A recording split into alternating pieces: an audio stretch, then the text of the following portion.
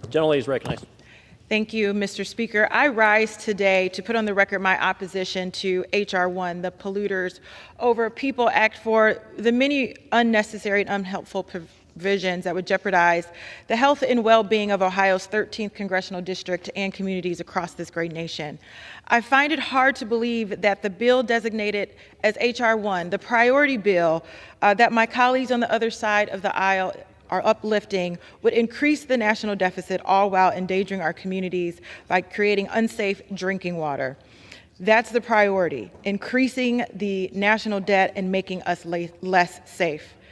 Everyone here agrees we must ensure that the federal government is approving domestic energy projects safely and quickly.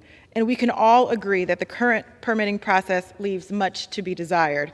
However, this process should not come at the expense of the communities who simply want clean drinking water.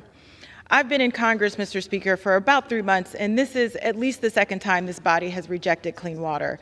And all of this in the backdrop of a train derailment in East Palestine, Ohio, just about 40 miles away from my district. But we know pollution knows no boundaries, particularly no congressional boundaries. And whether it's East Palestine or Portage County, where I represent, I simply cannot stand silent as polluters attempt to poison our water. Further, Mr. Speaker, I've listened to accusations of activist governors who would weaponize provisions of the Clean Water Act, and for that reason, states like mine, Ohio, with a Republican governor, Republican statewide leaders, and a Republican supermajority in the legislature, should not decide how to protect the people of our state. Again, I am shocked with the total disregard of the people of Ohio simply to protect polluters.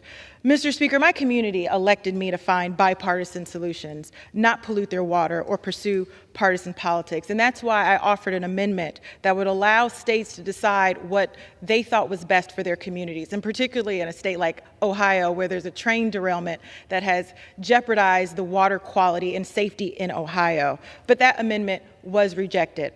There is nothing partisan about wanting to make sure our children and our neighbors can drink a glass of water without worrying if chemicals like vinyl chloride are also being consumed. But time and time and time again, my colleagues are promoting and protecting polluters at the expense of our people, and I simply refuse to vote for this bill. Thank you, Mr. Speaker. I yield back.